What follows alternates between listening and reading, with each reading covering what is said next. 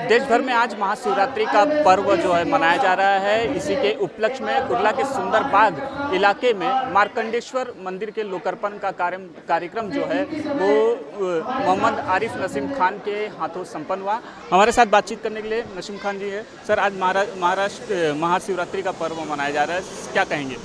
आज बहुत ही महत्वपूर्ण दिन है और सबको मैंने सबसे पहले महाशिवरात्रि की ढेर सारी शुभकामनाएं देता हूं। ये महामंडलेश्वर जी का ये बहुत पुराना मंदिर है। 1970 से इसकी स्थापना हुई है। हमारे मार्कंडेय सिंह यहाँ पे कांग्रेस के बहुत ही सीनियर लीडर हैं और यहाँ पे स्थापना की थी और 80 में मंदिर की शुरुआत हुई है और 80 से लेके आज 2001 में लगभग 40-41 साल पुराना मंदिर, इसका जीर्णोद्धार पिछले 7-8 साल पहले एक बार किया गया था और अब दोबारा किया गया है।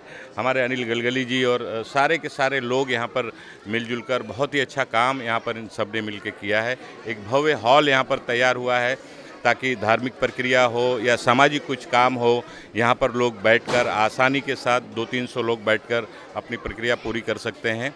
तो आज हमारे हाथों इसका उद्घाटन हुआ है। मैं सबको ढेर सारी शुभकामनाएं देता हूँ।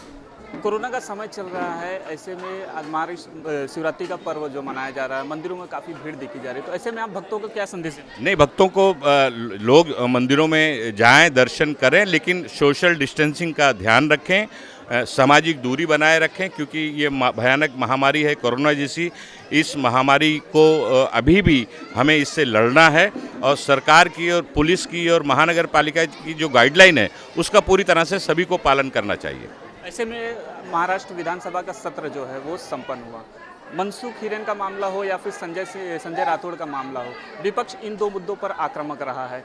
कहीं ना कहीं सरकार जो है विपक्ष के आगे झुकती दिखी है या फिर संजय राठौड़ का इस्तीफा मांगा, उनको इस्तीफा देना पड़ा। अब जो है सचिन वाजे का तबादला किया गया। इसमें कहीं ना कहीं विपक्ष की मांगों के सामने जो है सरकार झुकती नहीं। देखिए, अगर कहीं कोई कमी, कोई गलती किसी से होती है तो ये जो पारदर्शिता के साथ चलने वाली सरकार है उसकी जिम्मेदारी होती है कि उसके ऊपर कार्रवाई करे। तो सरकार ने किसी को कहीं किसी बात की शंका नहीं होनी चाहिए।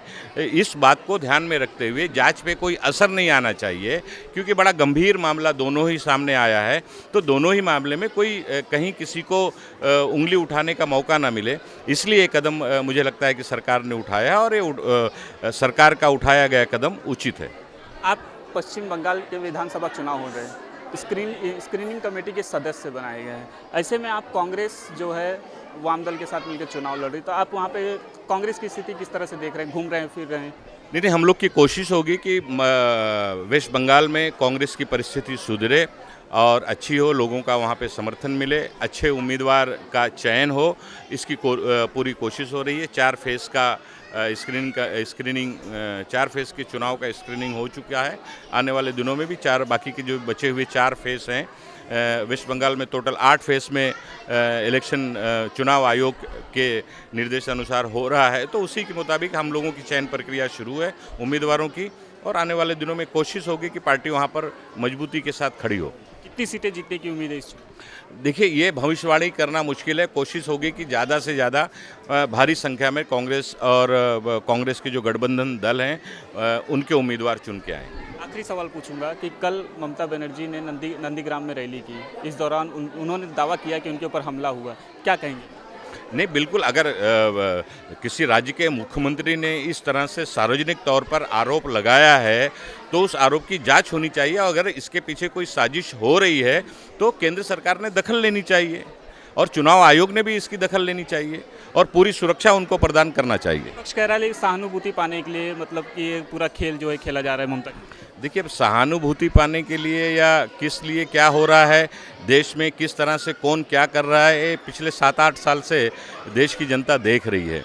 जहाँ तक सवाल है, कांग्रेस पार्टी की एक अपनी भूमिका है, कांग्रेस पार्टी की अपनी नीति है।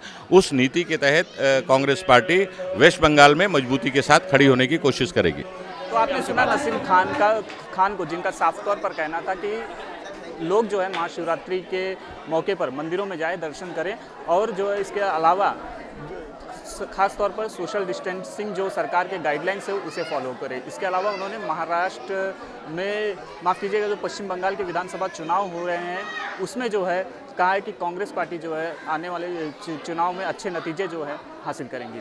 वीडियो जर्नलिस्ट FS पटेल के साथ राहुल पांडे, DRV न्यूज़।